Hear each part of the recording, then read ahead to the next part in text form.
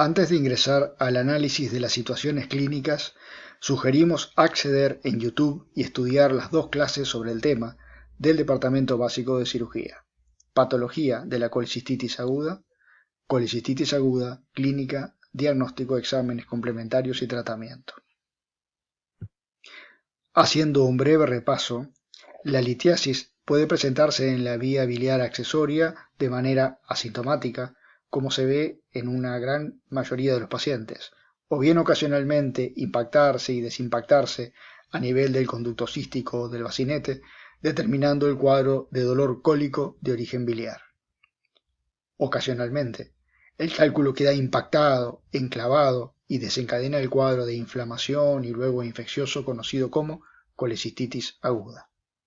Si un cálculo comprime desde la vía biliar accesoria a la vía biliar principal y eventualmente se fistuliza en ella, desencadena el cuadro conocido como síndrome de Mirici.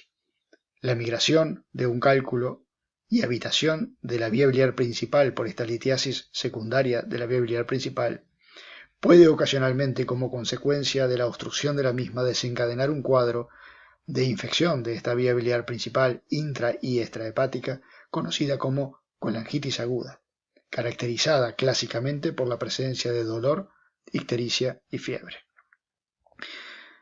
Con el número 6, ustedes ven otra de las posibilidades evolutivas de la litiasis biliar, que es la fistulización de la misma a través de una fístula colecisto-duodenal con el pasaje de un cálculo, que migrará y se impactará eventualmente en el duodeno, produciendo un cuadro conocido como síndrome de Bourret, o bien migrará hacia el delgado distal, pudiendo también impactarse y desencadenar un cuadro de oclusión de intestino delgado conocido como ilio biliar.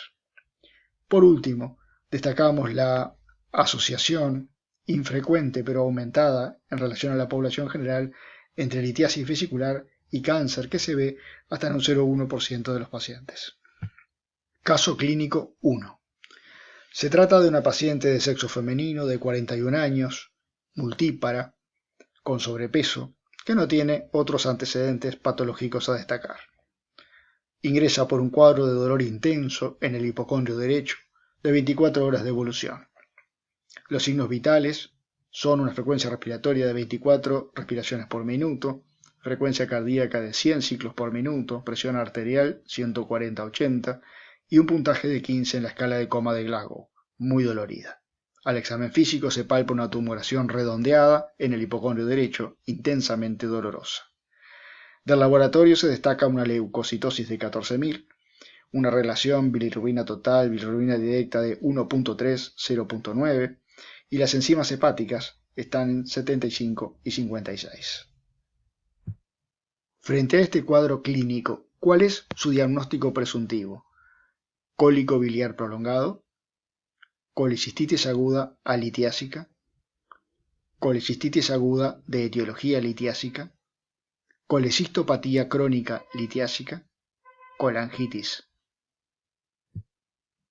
Evidentemente estamos ante un cuadro clínico típico de colecistitis aguda, y por frecuencia planteamos que la etiología de la misma, la causa determinante de la misma, sea una litiasis biliar. Que es un cólico biliar prolongado no cabe duda, ya lleva 24 horas de dolor, pero tiene un conjunto de elementos de la clínica y del examen físico en particular que exceden en mucho este cuadro simplemente de dolor. La colicistitis aguda alitiásica es patrimonio casi exclusivo de otro contexto de pacientes, fundamentalmente aquellos situados en un centro de terapia intensiva, politraumatizados graves, grandes quemados, que en el contexto de una disfunción orgánica múltiple desarrollan un cuadro de colicistitis sin la necesidad de presencia de una litiasis para explicar su etiología, en donde factores como la isquemia visceral juegan un rol preponderante.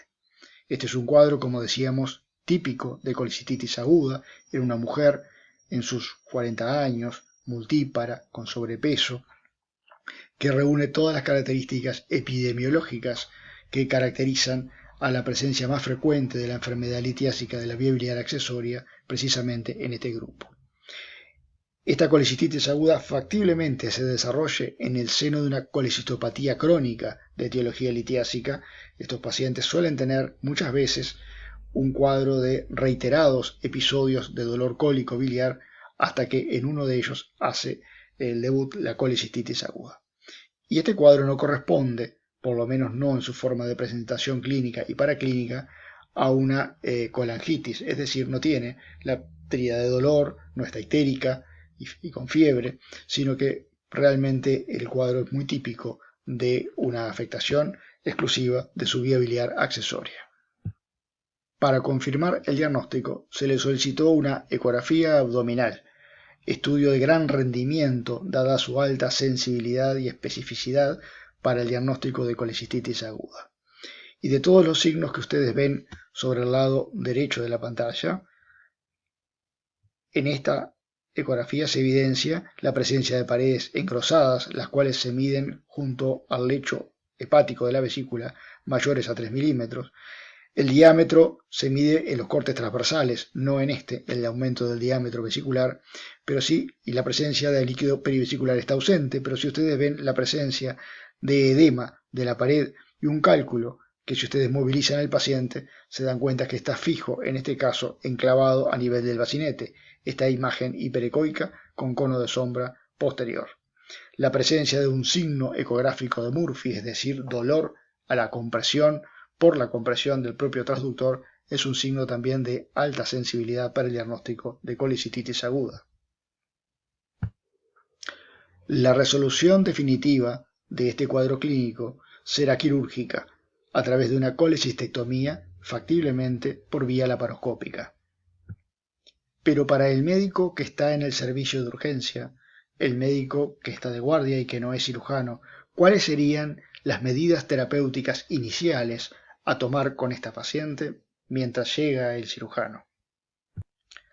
Calmarle el dolor, suspender la vía oral, colocarle una vía venosa periférica con un cristaloide del tipo del suero Rigel lactato o eventualmente suero fisiológico e iniciar la antibiótico terapia. De todas estas medidas, queremos enfatizar que la analgesia es una verdadera urgencia terapéutica y es inadmisible esperar la llegada del cirujano para iniciar la terapia analgesia. Hay que calmar el dolor, ni bien se toma el contacto con el paciente. Se suspende la vía oral pensando en que este paciente factiblemente va a ser operado en las próximas horas. Se inicia la reposición y los antibióticos, por ejemplo con ampicilina sulbactam, 1,5 gramos cada 6 horas. El segundo caso clínico se trata de un paciente de sexo masculino de 78 años, diabético tipo 2, extabaquista, con una cardiopatía isquémica. Su motivo de consulta es un dolor difuso del cuadrante superior derecho junto a un descontrol metabólico de su diabetes. Los signos vitales al ingreso se destacaba una frecuencia respiratoria de 28 respiraciones por minuto, una frecuencia cardíaca de 110 ciclos por minuto, presión arterial 95-70, relleno capilar 2 segundos y un puntaje en la escala de coma de Glasgow de 15. Y al examen físico se encontraba además un dolor difuso a la palpación en todo el cuadrante superior derecho, el cual impresiona ocupado. La glicemia del paciente al ingreso era de 3 gramos por decilitro con una cetonemia positiva. La función renal evidenciaba que la creatinemia estaba en 1.5 y una hiperleucocitosis de 18.000. La relación bilirrubina total, bilirrubina directa 1.7, 1, y las enzimas hepáticas estaban algo elevadas como un patrón lesional 223, 167. Y uno podría preguntarse cuál es la primera prioridad en el manejo inicial de este paciente, la prioridad diagnóstica y la prioridad terapéutica. Y la primera prioridad, dado la situación de descontrol metabólico en la que se encuentra este paciente, es iniciar el tratamiento de este descontrol, reponer el volumen. Son pacientes habitualmente carentes de volumen, iniciar el tratamiento con insulina e iniciar los antibióticos. Y por supuesto, debemos avanzar en la definición diagnóstica. Frente a este cuadro podríamos plantearnos que estamos, 1, frente a una colecistitis aguda de etiología litiásica. 2. Frente a una colecistitis aguda de etiología alitiásica. 3. Frente a una colangitis aguda séptica.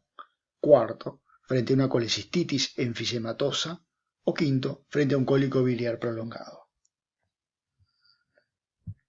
Sin dudas, este cuadro pudo haberse iniciado como una colecistitis aguda litiásica, pero indudablemente algo más ha sucedido y los hallazgos del examen físico exceden el de una simple colecistitis.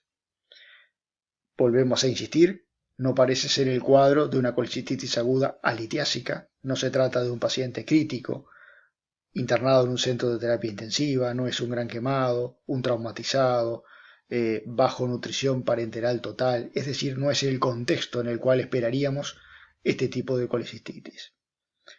Este paciente está séptico, por el momento no parece tener elementos que nos hagan pensar que tiene grandes disfunciones orgánicas, como para plantear que estamos frente a una sepsis, y tampoco frente a una colangitis, porque los elementos que vemos en el funcional hepático de este paciente, en el perfil hepático de este paciente, bien pueden corresponderse con una colecistitis evolucionada. Tiene un cólico biliar prolongado. Bueno, el cuadro clínico parece exceder en mucho el simple hecho de un cólico biliar que se ha prolongado unas horas. Entonces, nos estamos quedando con que parecería que este paciente podría tener un cuadro compatible con una colecistitis enfisematosa. Vamos a analizar esto. Para avanzar en el diagnóstico, le solicitamos una ecografía de abdomen.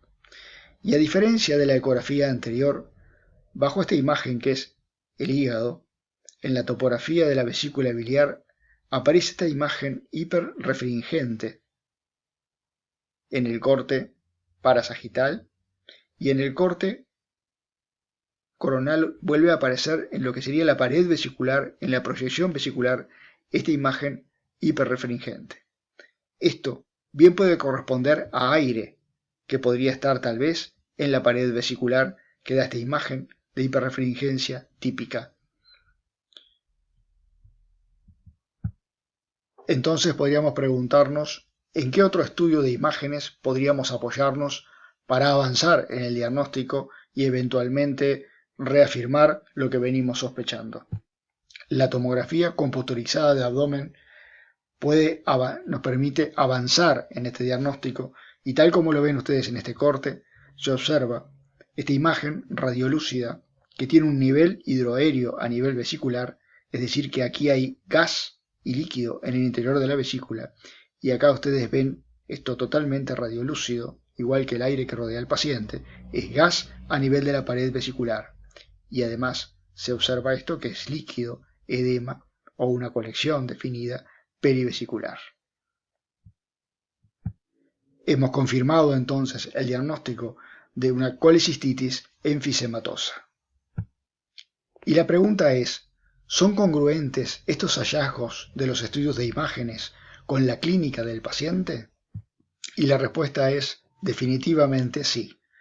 La colecistitis enfisematosa se observa frecuentemente en pacientes mayores diabéticos con arteriopatías, como es el caso, él tenía una cardiopatía isquémica, que evolucionan rápidamente desde una colecistitis al desarrollo de una isquemia o gangrena de la pared vesicular con infección por microorganismos productores de gas, como los microorganismos de la familia Clostridium. En las imágenes se observa, tal como vimos, gas a nivel intravesicular, en la propia pared o aún alrededor de la vesícula. El tratamiento de estos pacientes también será la colecistectomía, seguida de antibióticos, o eventualmente, y muchas veces supeditado a la gravedad global del estado clínico, el drenaje percutáneo como medida terapéutica inicial. Muchas gracias.